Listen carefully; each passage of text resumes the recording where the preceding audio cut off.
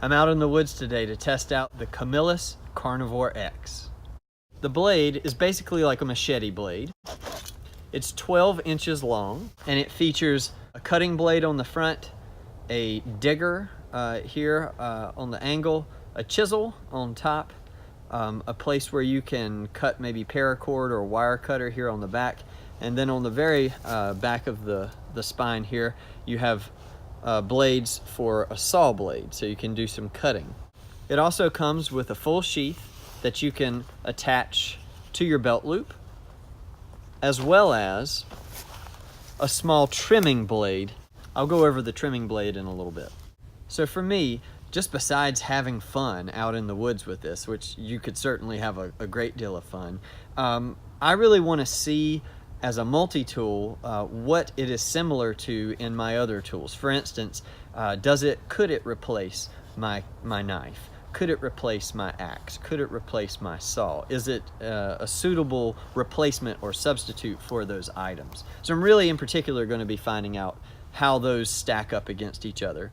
So I'm going to get out and do a few things. This whole tree is dead, so this is great.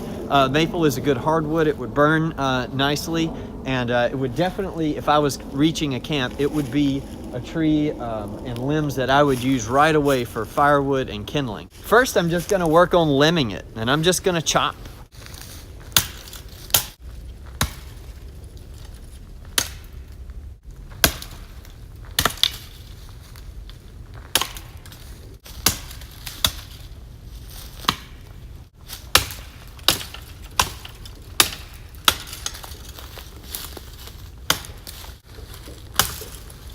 So I've pretty much limbed this tree except for the major,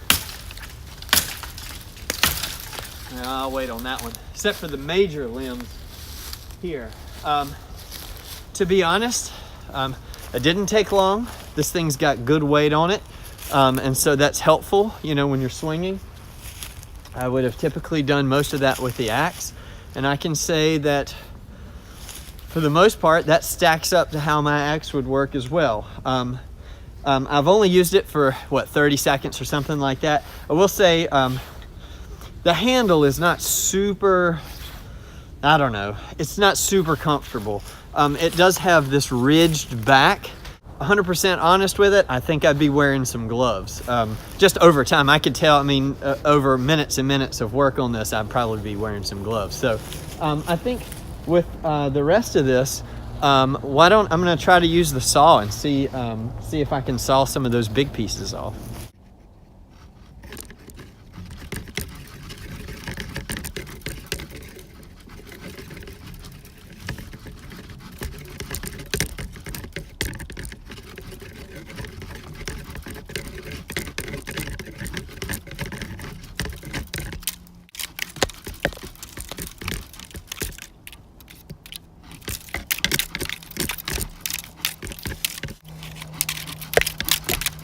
Yeah, just to tell you what I'm thinking here, what's going through my mind.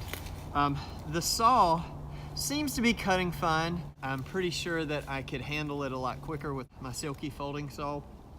I think the worst part about it is, of course, when you're using the saw part, you've got, this is meant to fit in your hand like this. It's molded and shaped that way, the curve is that way. And when you're gonna use the saw, you have to flip the blade around. And now this handle really is not comfortable, right? It does not conform to your hand when you're using the back part. But I'm gonna continue sawing just to make sure we can get through.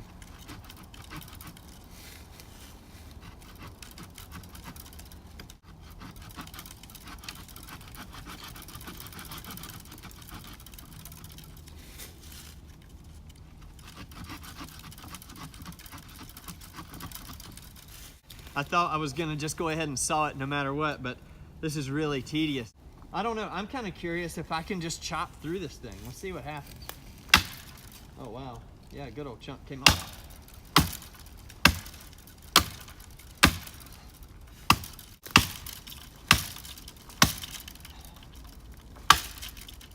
Yeah, so far, and I've only been working with this now for, a handful of minutes. So far as a chopper blade, This thing's kicking, man. As a saw, I did not enjoy it here for this tree. Okay, so I thought I'd give it a shot as a digger. I don't use a shovel in the woods very much. I do have a foldable, kind of portable shovel, and I carried it. I used to carry it a lot, but I found out that I just really don't use it a lot. But since it's advertised, I'm just gonna dig out a little spot here and see how it works. I will say this in full disclosure, the ground is really wet and probably very soft. We've had a lot of rain lately, so you know, take that into account as well.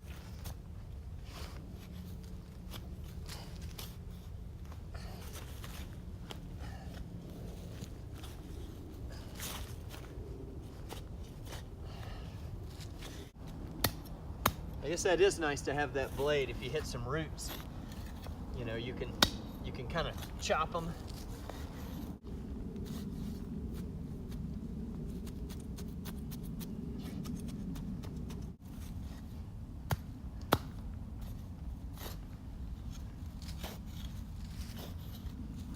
I've dug probably, oh, I don't know, maybe just shy of a 12-inch hole. I mean, the blade's 12 inches and I can just about get it all the way down in there. So I may have dug 10 inches deep and probably about the width of like a beer can. So, you know, I didn't put it to extensive use. I wouldn't want to dig a big hole with this. This is not a big trench digger.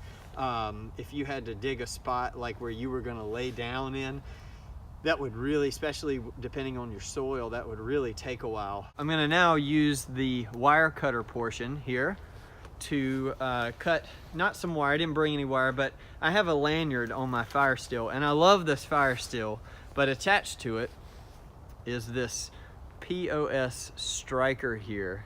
This striker is, it's garbage. I'm gonna cut, I've been meaning to cut this off. So here we go, let's see how much effort I have to put into this to get it to cut. Yeah, no problems. I don't know how it would stack up against wire. To be honest, I'm not gonna test it on wire. Not because it shouldn't be tested, but I just don't use wire out in the woods. So if I was to ever use wire, sure, I'd wanna know how it held up, but for cutting some paracord, a little wire cutter works great. The company is advertising this flat edge as the digger and this end here on the very tip as a chisel. This is a dead piece of pine, so it's pretty soft wood. It should split easily. I'm just gonna put it right here in the center, and then I have a piece of the hardwood maple that we just cut down in that earlier footage. I've got a good piece here to use as a baton. I'll be batoning here on the butt end of the knife, and that's why now we have this nice hard piece of metal there to really take the blows of the batoning.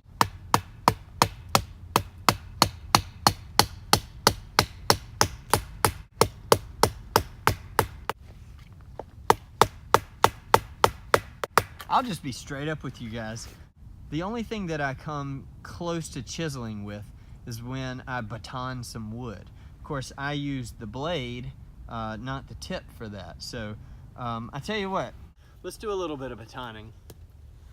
I've got a piece of that actually maple hardwood, and I'm just gonna run the blade right here on the top. I've got kind of a fairly natural split there, and we're just gonna see how this thing goes.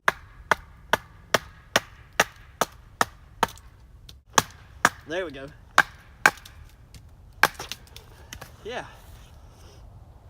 And it split that really nicely. So, you know, will it baton? Yes. Would I choose it over my knife?